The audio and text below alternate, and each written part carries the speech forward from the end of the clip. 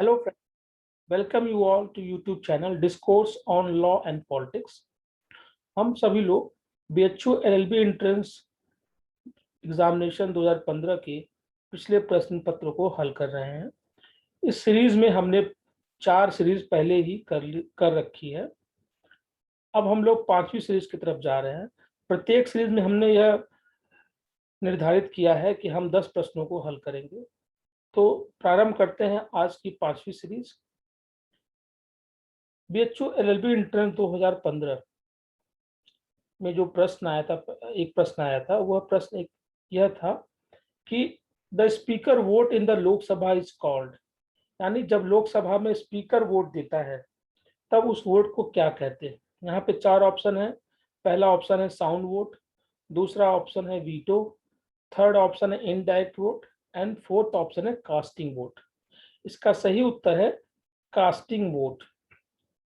अनुच्छेद 100 यानी आर्टिकल 100 में जो है इसके विषय में उल्लेख किया गया है कि जब कभी भी किसी बिल पर या किसी प्रस्तावना पर पक्ष और विपक्ष के मत जो है बराबर हो, वोट बराबर हो, तब वहां पर लोकसभा का स्पीकर वोट देता है, जिसे कास्टिंग वोट कहते हैं। अगला प्रश्न है कि the law making power of legislature is subject to, यानी विधायिका की जो कानून बनाने की शक्ति है वो किसके सब्जेक्ट टू है, वो किसके जो है के जो है वहां पर जो है सब्जेक्ट टू है, अर्थात कि वहां पर विधायिका की शक्ति जो है सीमित हो जाती है। पहला ऑप्शन है फंडामेंटल राइट्स, दूसरा ऑप्शन है डायरेक्टिव प्रिंसिपल्स, तीसरा ऑप्शन है फंडामेंटल ड्यूटीज, चौथा ऑप्शन है प्रियम्बल। इसका सही उत्तर है फंडामेंटल राइट्स। फंडामेंटल राइट्स इसलिए है, अगर आप अनुच्छेद 13 को देखें तो अनुच्छेद 13 में यह लिखा हुआ है कि राज्य ऐसे किसी भी कानून का निर्माण नहीं करेगी जो फंडामेंटल राइट्स के विरुद्ध हो।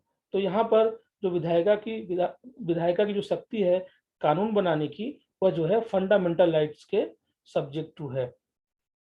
अगला प्रश्न है which of the following is a court of record, निम्नलिखित में से कौन सा न्यायालय जो है कोर्ट ऑफ रिकॉर्ड है। पहला ऑप्शन है सुप्रीम कोर्ट, दूसरा ऑप्शन है हाई कोर्ट, तीसरा ऑप्शन है डिस्ट्रिक्ट कोर्ट और चौथा ऑप्शन है बोथ 1 एंड 2।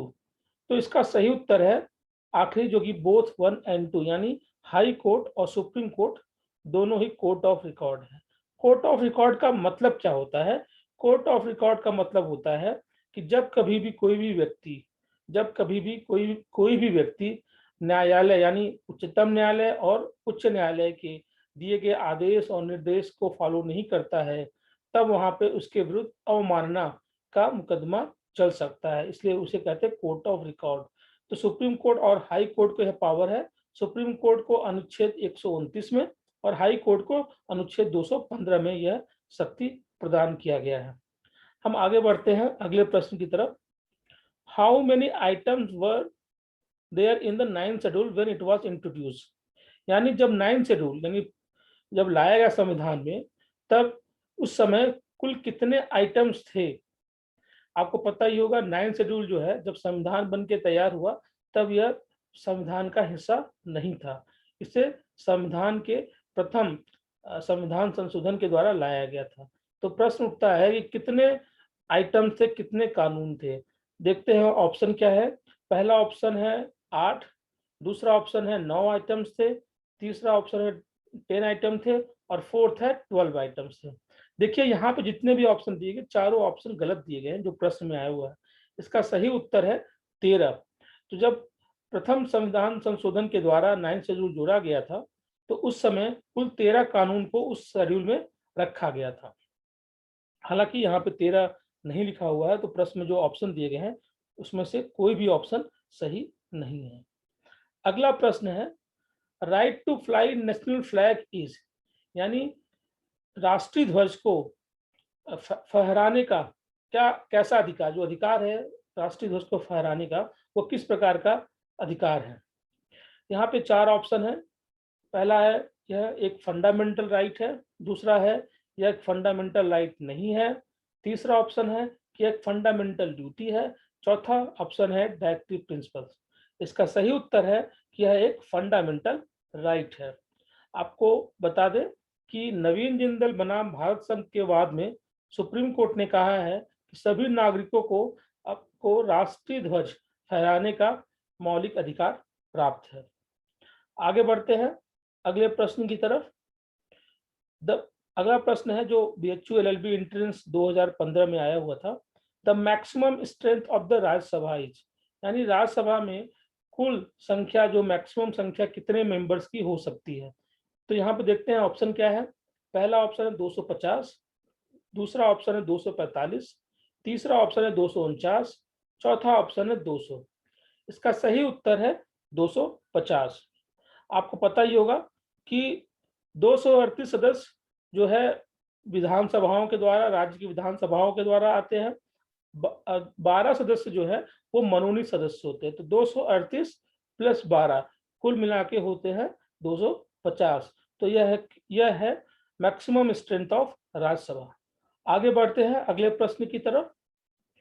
अगला प्रश्न है, in the states with the bicameral legislature the upper house is known as, यानी जिन राज्यों में विधानसभा, जिन राज्यों में 2 सदन होते हैं, तो उसमें जो अपर हाउस होता है, जो उच्च सदन होता है, उसको किस नाम से जानते हैं। आइए देखते हैं क्या क्या ऑप्शन दिए गए हैं। पहला ऑप्शन है विधान परिषद, दूसरा ऑप्शन है विधानसभा, तीसरा ऑप्शन है काउंसिल ऑफ स्टेट और चौथा ऑप्शन है काउंसिल ऑफ रिप्रेजेंटेटिव। तो जिन राज्यों में 2 विधायिका होती है, 2 सदन होते हैं विधायिका के, वहां पे अपर सदन को कहते हैं विधान परिषद। तो यहाँ पे जो पहला ऑप्शन है वह सही है। आगे बढ़ते हैं प्रश्न नंबर 8 जो हम कवर करने जा रहे हैं इस श्रृंखला में, कि which schedule of the Indian constitution deals with the panchayat, यानी भारतीय संविधान का वह कौन सा शेड्यूल है जो पंचायत के मामलों को डील करता है। यहाँ पे 4 ऑप्शन दिए गए हैं। पहला ऑप्शन है 9 शेड्यूल, दूसरा ऑप्शन है 10 शेड्यूल, थर्ड ऑप्शन है 11 शेड्यूल, फोर्थ ऑप्शन है 12 शेड्यूल। लेकिन 9 शेड्यूल में तो उन कानून के बारे में एक लिस्ट दी गई है जिन पे जो है न्यायालय जो है विचार नहीं कर सकता, यानी उनको जुडिशियल रिव्यू नहीं कर सकता है, तो पंचायत के बारे में नहीं है। दूसरा ऑप्शन जो 10 शेड्यूल है, यह दल बदल विरोधी कानून के लिए लाया गया था, तो यह भी जो है पंचायत से संबंधित नहीं है। चौथा ऑप्शन जो 12 शेड्यूल है, यह जो है म्यूनिसिपल कॉर्पोरेशन से संबंधित है, उनके शक्तियों के बारे में, उनके के विषय में, शेड्यूल के बारे में, किन किन विषयों पे वो कानून, किन किन विषयों पे म्यूनिसिपल कॉर्पोरेशन से म्यूनिसिपैलिटीज ये कानून बना सकते हैं। यहाँ पे थर्ड ऑप्शन है 11 शेड्यूल। यह शेड्यूल जो है, अनुसूची जो है, यह शेड्यूल जो है पंचायत से संबंधित है, जहाँ पे पंचायत की शक्तियों के विषय में बताया गया है कि किन विषयों पे वो कानून बना सकते हैं। अब हम आगे बढ़ते हैं कि the annual report of UPSC is submitted to. अगला प्रश्न है कि जो यूपीएससी है, यानी संघ लोक सेवा आयोग है, वह अपनी एनुअल रिपोर्ट यानी वार्षिक रिपोर्ट किसको सबमिट करता है। यहाँ पे 4 ऑप्शंस है। पहला ऑप्शन है प्रेसिडेंट, दूसरा ऑप्शन है प्राइम मिनिस्टर, तीसरा ऑप्शन है पार्लियामेंट और चौथा ऑप्शन है वाइस प्रेसिडेंट। यहाँ पे जो सही उत्तर है वह है प्रेसिडेंट। यूपीएससी यानी संघ लोक सेवा आयोग अपनी वार्षिक रिपोर्ट जो है वो प्रेसिडेंट को सौंपता है। आइए श्रृंखला के अंतिम प्रश्न की तरफ चलते हैं, यानी 5वीं सीरीज के जो है आखिरी प्रश्न की तरफ चलते हैं। How many languages are included in the 8th schedule of the constitution. भारतीय संविधान के 8वें शेड्यूल में, 8वीं अनुसूची में कुल कितनी भाषाओं को सम्मिलित किया गया है। देखते हैं ऑप्शन क्या है। पहला ऑप्शन है 14, दूसरा ऑप्शन है 12, तीसरा ऑप्शन है 22 और चौथा ऑप्शन है 15। तो यहाँ पे जो सही उत्तर है वह है कुल 22 भाषाओं को संविधान की 8वीं अनुसूची में जोड़ा गया है, सम्मिलित किया गया है। तो इस प्रकार से हम लोग इस 5वीं सीरीज को यहाँ पे कंप्लीट करते हैं। आगे भी हम लोग अगली सीरीज में 10 प्रश्नों को लेते रहेंगे। हम लोगों का प्रयास है खास करके जिससे कि बच्चों को छोटे छोटे इन श्रृंखलाओं के माध्यम से बीएचयू एलएलबी एंट्रेंस के प्रीवियस ईयर्स के प्रश्नों को सॉल्व किया जा सके।